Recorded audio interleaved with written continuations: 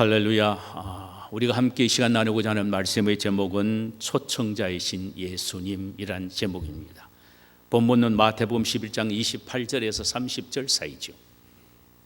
2009년 플로리다 해변의 한 여인의 변사체가 발견이 되었습니다. 그해 만도 105명이 자살을 했기에 그냥 지나칠 수 있었던 사건이었으나 그 여인이 남긴 일기장이 큰 충격을 주었기에 후일 마이애미 헤럴드에서 이 사건을 크게 보도한 적이 있습니다. 그녀는 38살 미혼 여성이었습니다.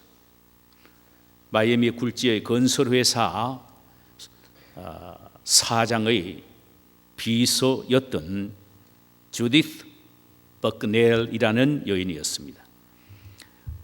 그녀가 자살한 이유를 자신의 일기장에 이렇게 썼습니다.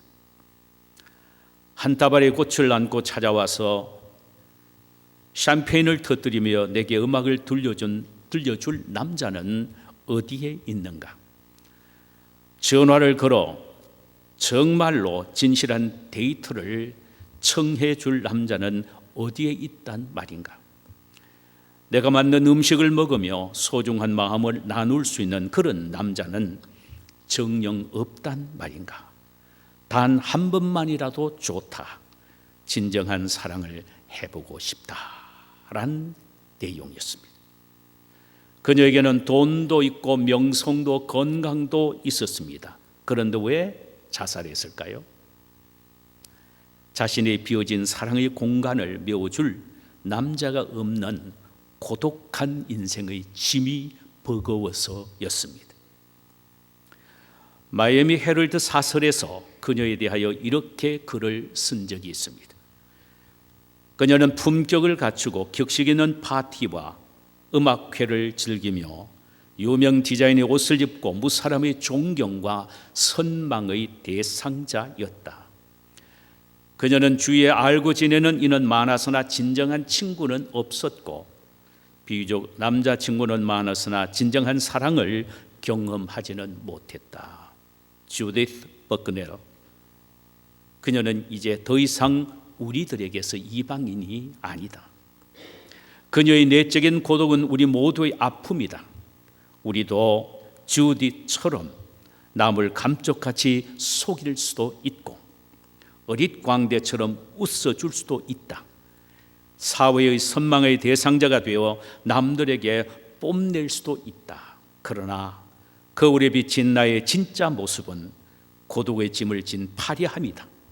누가 여기에 자유할 수 있단 말인가?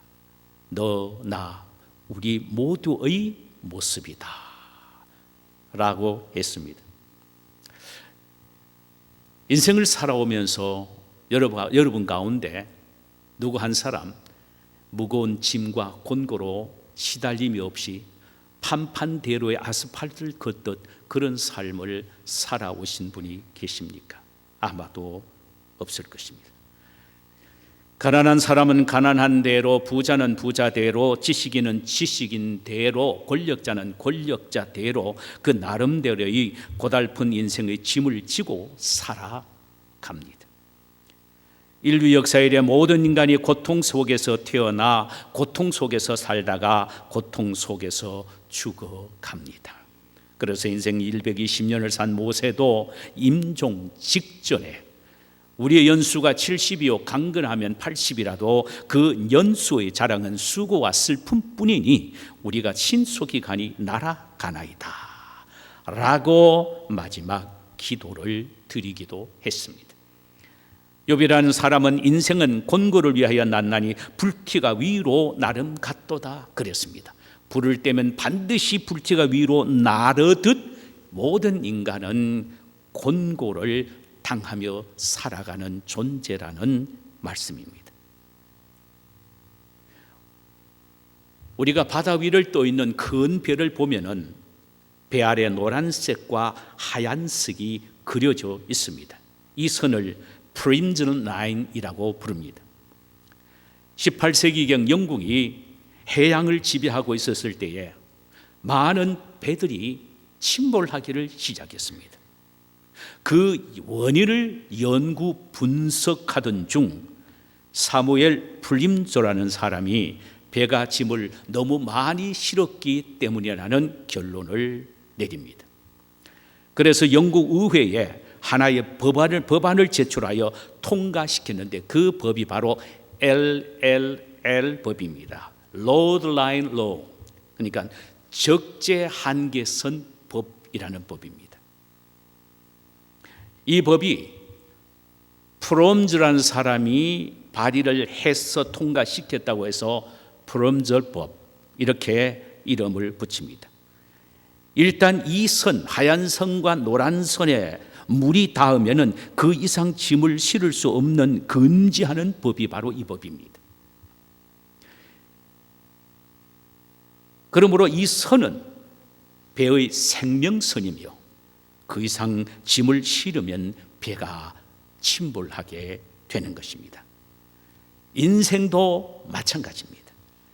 너무 무거운 짐을 지고 가면 조그만 풍랑이 일어도 쓰러지고 뒤집어집니다. 그래서 사람마다 자신의 짐을 내려놓고 쉬기를 원합니다. 피곤한 영혼들이 무거운 짐을 지고 비틀거리다가 어느 한 곳에 짐을 내려놓고 싶어도 쉴 곳이 없습니다. 이것이 인간 실존의 모습입니다. 지금 예수님의 눈에 비친 무리들은 로마 제국의 착취와 몰아닥친 자연재해로 헐벗고 굶주린 그야말로 인생살이의 모든 무거운 짐을 지고 곤비해 있는 사람들이었습니다. 이들을 바라보시면서 예수님이 하시는 말씀이 수고하고 무거운 짐진 자들아 다 내게로 오라 내가 너희를 쉬게 하리라는 초청의 말씀입니다. 인생살이의 무거운 짐에 눌려 곤비한 이들에게 이 주님의 말씀은 엄청난 위로가 되었을 것입니다. 여기에 수고한다는 말은 코피언 테스를 말하는데 이것은 능동태로 되어 있습니다. 스스로 고생을 만들어서 한다 혹은 사서 고생한다라는 능동적인 의미의 고생을 의미합니다. 무거운 짐은 페프로티스메노스라는 단어, 페프로티스메노스라는 단어는 수동태형으로 되어 있습니다. 이는 피동으로 말미암아 고생을 겪게 되는 것을 말합니다. 즉 원치 않는 환경이나 다른 사람 때문에 내가 지금 당하고 있는 고생을 의미하지. 인간은 자기가 스스로 고생을 취하든 혹은 원치 않는 고난을 타인에 의하여 받든 간에 모두 다 수고하고 무거운 짐을 지고 가는 존재입니다. 허허하며 웃는 얼굴에도 남몰래 흐르는 눈물이 있고 넓은 가슴이라고 가슴을 치는 그 사람도 보이지 않는 가슴에 아픈 상처가 있는 것입니다. 모두가 영혼과 마음에 깊은 아픔과 병이 있는 것이죠. 예수님은 그것을 다 아시고 계십니다. 그래서 수많은 생의 짐을 지고 곤비해 있는 우리들을 향하여 오늘 또 두 팔을 벌리시고 수고하고 무거운 짐진 자들아 다 내게로 오라 내가 너희를 쉬게 하리라 이렇게 초청하십니다. 우리는 이 말씀을 수없이 많이 들었습니다. 그러나 진짜 내 마음에 주님의 초청으로 우리의 영혼의 귀가 열려서 아멘하고 화답하는 이것이 중요합니다. 이것이 바로 하나님의 말씀을 하나님의 말씀으로 받을 때 일어나는 스파이크 현상입니다. 오늘 본문에서 예수님이 하신 초청은 도대체 어떤 초청입니까? 첫째로는 구원애로의 초청입니다. 제 친구 목사가 가운데 한 분이 한 간증의 내용입니다. 그가 어릴 때 어떤 사람을 통하여 짤막한 이야기를 듣고 거기에 충격을 받아서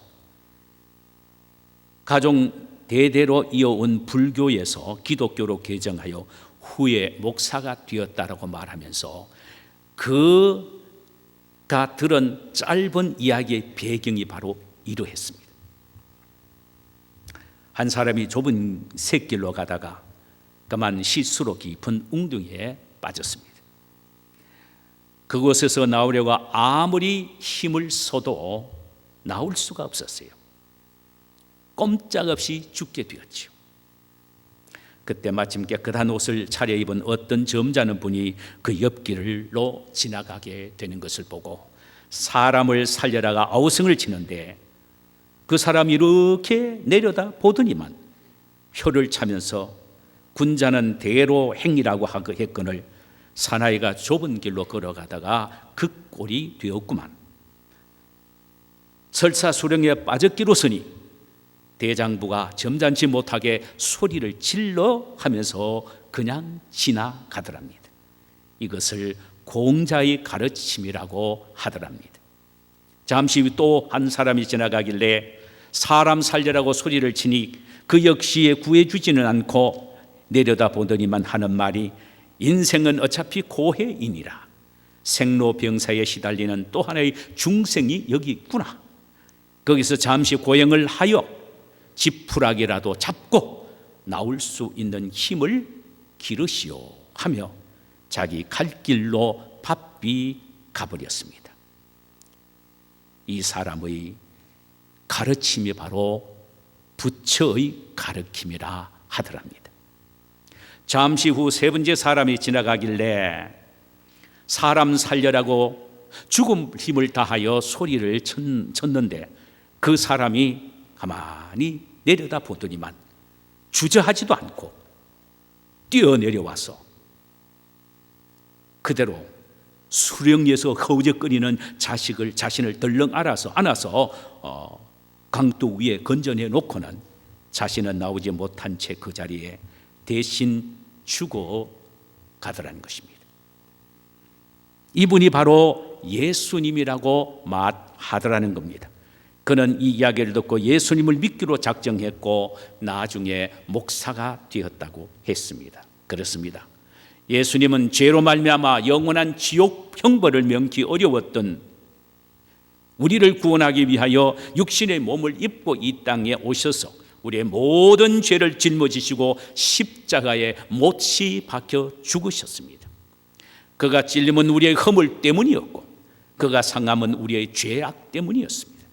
나 대신 그분의 머리가 가시 결멸류관에 찔리셨고 나 대신 그분의 허리에 창에 찔려 피를 쏟으셨습니다. 나 대신 그분의 몸이 말채찍에 맞아 상하셨으며 나 때문에 그분이 하나님이 하여 버림받아 영혼과 마음이 상하셨습니다. 결국은 내가 죽어야 할 바로 그 자리에 그분이 대신 죽으셨습니다. 그리고 죽은 지 3일 만에 나를 위하여 부활하셔서 영원한 부활을 약속하셨습니다. 바로 그 예수님이 오늘 이 시간 우리에게 오셔서 우리를 초청하고 계십니다. 나는 아버지 하나님께로 가는 길이다. 나는 영원히 변하지 않는 진리다. 너희들을 천국으로 인도하는 나는 생명이 된다. 내가 너희를 초청하노라. 그러므로 나에게 나오라. 그리고 나를 믿으라. 그리하면 너희들이 영원한 생명을 얻으리라고 초청을 하고 계신다는 말씀입니다.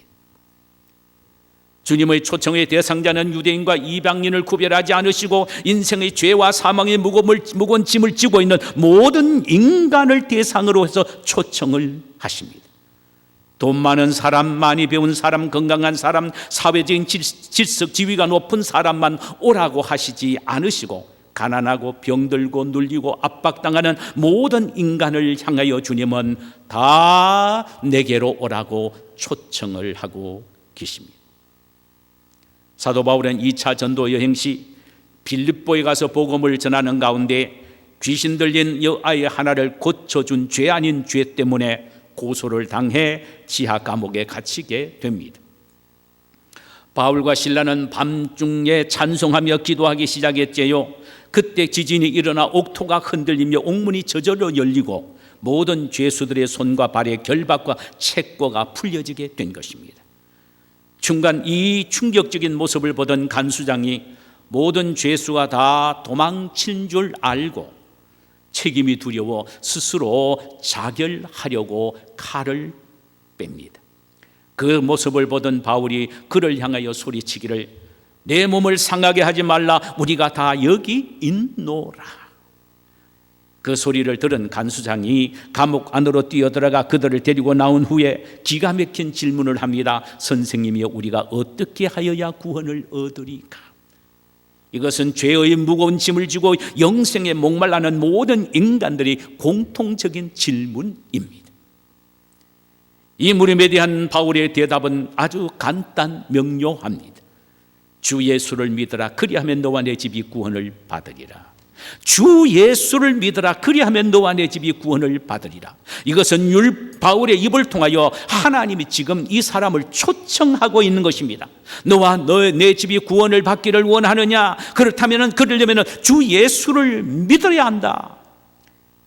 그 간수장이 바울을 통하여 하신 주님의 초청의 말씀을 듣고 예수를 믿을 뿐만 아니라 그로 말미암아 모든 식구들이 다 예수를 믿어 구원받았다는 것이 사도행전 16장에 기록이 되어 있습니다. 인류의 구원은 예수밖에 없습니다. 오늘 또 예수님은 우리의 입을 통하여 불신자들에게 구원으로 초청하기를 원하십니다.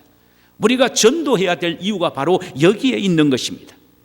구원을 완벽하게 준비해 놓으신 주님이 오늘날에도 당신에게 나오라고 우리를 통하여 죽어가는 영혼들을 초청하는 초청장을 보내고 있습니다.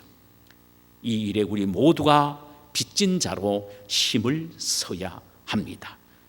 나도 그 누구에 의하여 하나님의 초청을 듣고 예수를 믿고 구원받았기 때문에 철저한 빚진 자입니다. 이 빚을 다른 사람에게 갚아야 합니다. 두 번째로의 초청은 안식애로의 초청입니다. 험한 세상 살아가는 모든 인간은 저마다의 인생고의 짐을 지고 비틀거리며 살아가고 있습니다. 어떤 사람은 인간관계의 무거운 짐, 어떤 사람은 질병의 무거운 짐, 때로는 가난의 무거운 짐, 어떤 이는 공포와 두려움의 무거운 짐을 지고 곤비한 생을 살아가고 있지요. 우리 주님은 우리에게 이 모든 것에서 안식을 주시기 위하여 친히 육신의 몸을 입고 이 세상에 오셔서 인간이 당하는 모든 인간고를 친히 겪으셨습니다. 왜냐하면 경험한 자만이 진정으로 고통당하는 자를 도울 수 있기 때문입니다. 그러므로 그분은 온전한 우리의 구원자가 되시는 겁니다. 주님은 사랑했던 제자 가룟 유다에 의하여 버림을 당하셨고, 심지어 수제자 베드로에게 3번씩이나 부인을 당했으며 모든 제자들로부터 결정적인 순간에 배반을 당했습니다. 주님은 인간관계에 당한 이런 아픔과 상처를 친히 경험하셨습니다. 그러기에 오늘날 우리가 인간을 통하여 당하는 여러 종류의 배신과 배반과 아픔과 상처를 우리 주님은 충분히 이해하시기에 우리의 아픔의 현장에 찾아오셔서 우리의 아픈 그 상처를 어루만져 주시고 치유해 주실 뿐만 아니라 거기서 완벽하게 해방시키는 안식의 복을 허락하십니다. 또 주님은 우리가 겪고 있는 질병의 고통에서도 안식을 주시기를 원하십니다. 예수님이 육신의 모든 질병을 알아보신 경험이 있으신지는 잘 모르겠습니다만, 그러나 이사야서 53장 5절을 보면 얼마든지 그러한 사실을 우리는 감지할 수는 있습니다. 거기에 보면 이런 말씀이 있습니다. 저가 채찍에 맞음으로 우리가 나음을 받았도다. 여기 암시하는 질병은 영혼의 질병만 의미하는 것이 아니라 오히려 육체의 질병을 더욱 강조하는 것처럼 보입니다. 그렇다면 예수님은 친히 말채찍에 맞음을 통하여 인간의 육체적인 질병의 고통이 얼마나 고통스러운지를 친히 체험하셨다는 의미가 됩니다.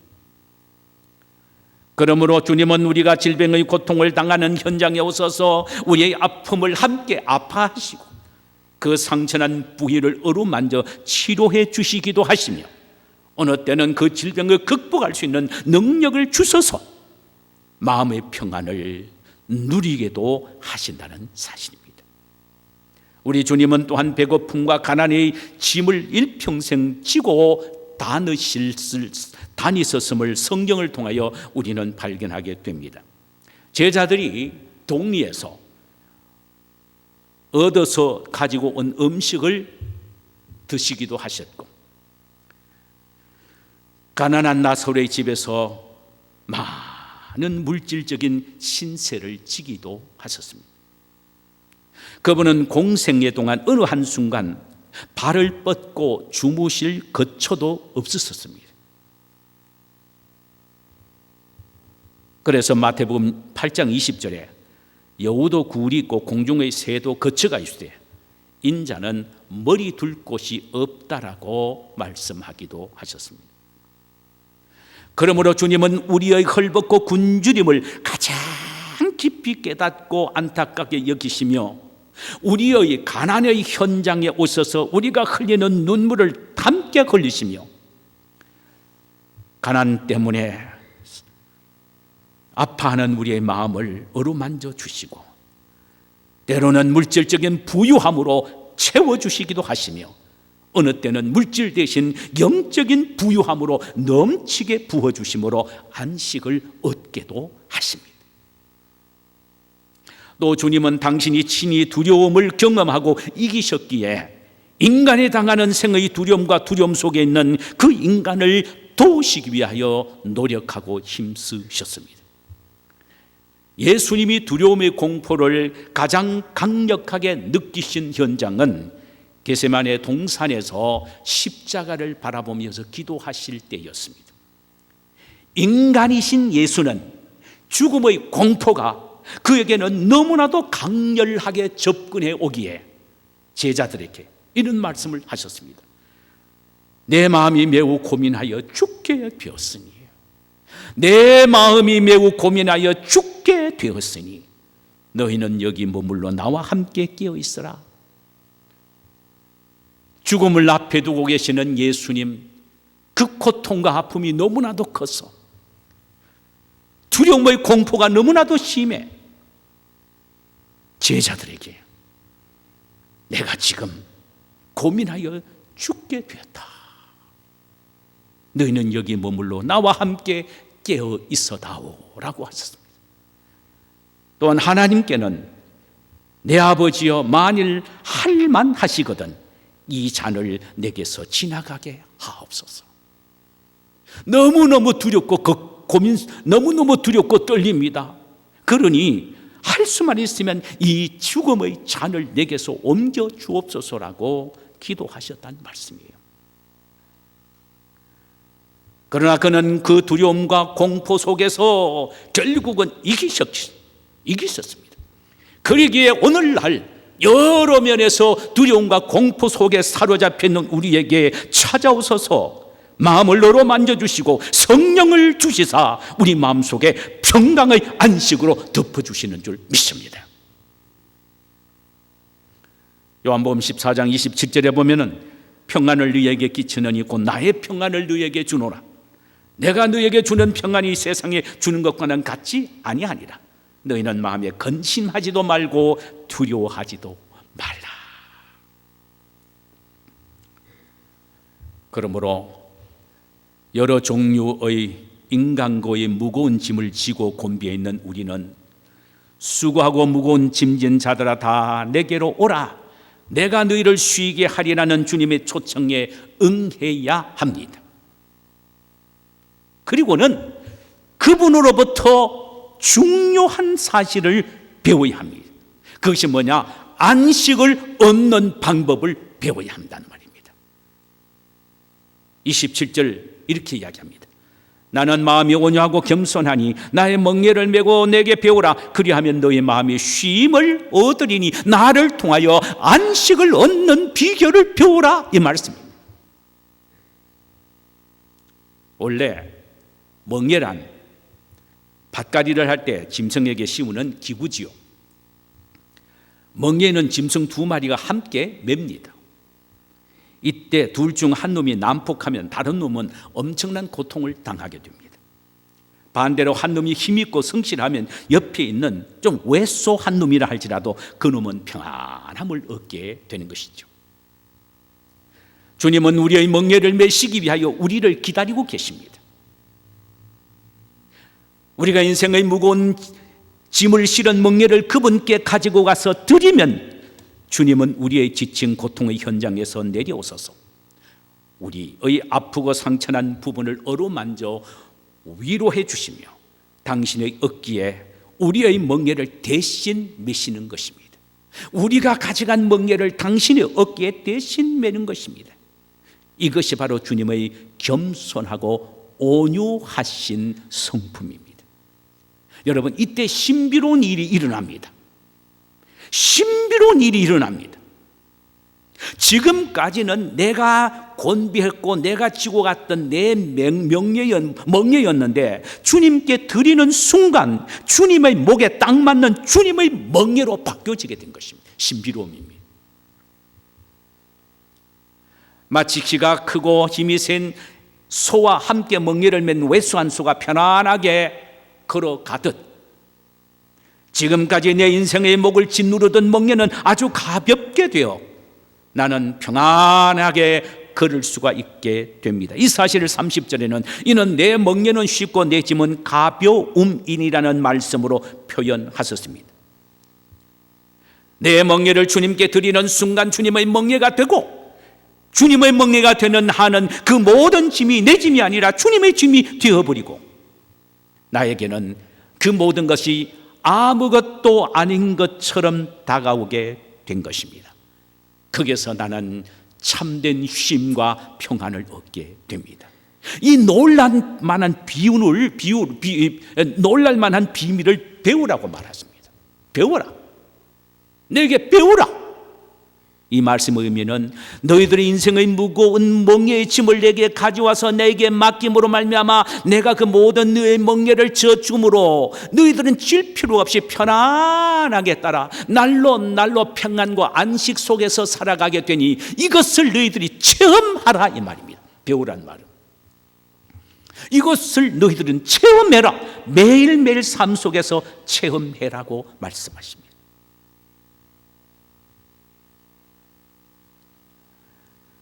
내가 너희를 쉬게 하리라는 말은 내가 너희에게 안식을 주리라는 의미입니다. 여기에 내가란 말은 가고란 단어인데 이건 강세형입니다. 이 말은 나만이 줄 수 있다. 내가 나라면 반드시 준다. 나 외에는 줄 자가 없다. 내가 반드시 너를 쉬게 하는 안식을 주겠다는 의미입니다. 예수님은 오늘도 우리를 초청하십니다. 그 초청은 구원과 안식애로의 초청이며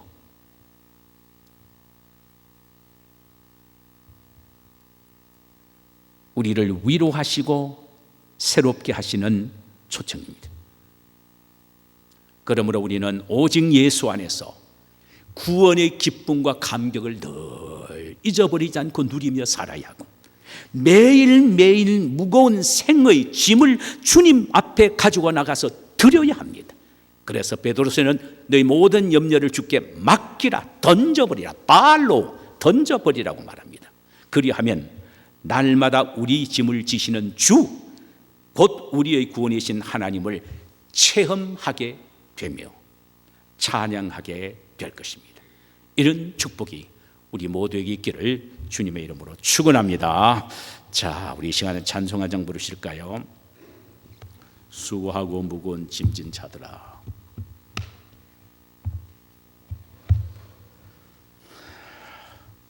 수고하고 무거운 짐진 자.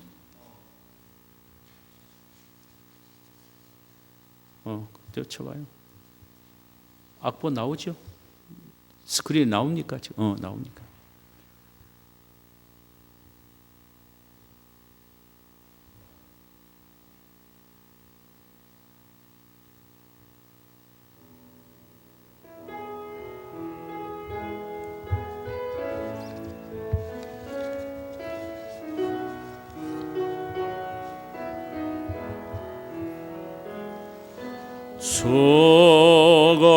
수고하고 무거운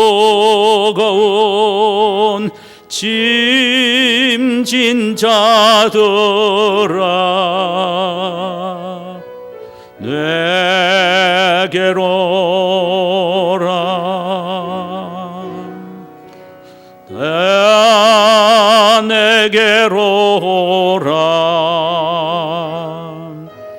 내가 너희를 쉬게 하리라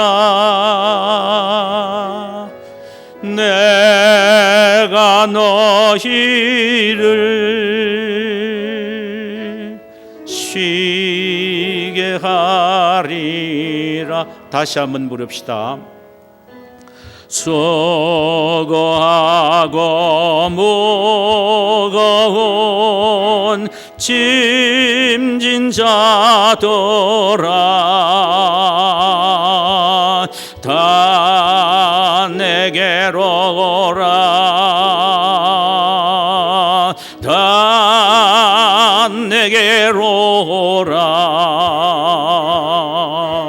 내가 너희를 쉬게 하리라 내가 너희를 쉬게 하리라. 이 시간 우리 함께 눈을 감으십시다. 우리 주님은 이 시간 우리를 초청하십니다. 주님 안에만 참된 평안과 안식이 있기에 인생살이에 지쳐있는 우리, 무거운 짐을 지고 있는 우리에게 내게로 오라 이렇게 초청하십니다. 이 음성을 들으십시다. 여러분 인생살이에 어떤 무거운 짐을 진 멍에가 있다 할지라도 이 시간 우리 주님 앞에 내어 드리십시다. 그 멍에는 우리에게는 무겁지만 주님에게는 가볍습니다. 우리는 옆에 그저 목만 대고 따라만 가도 됩니다. 이 영적 안식과 자유함을 얻기 위하여 주님 앞에 온전히 우리 인생의 멍에를 맡기는 기도를 드리도록 하십시다. 고마우신 하나님 아버지, 오늘 이 시간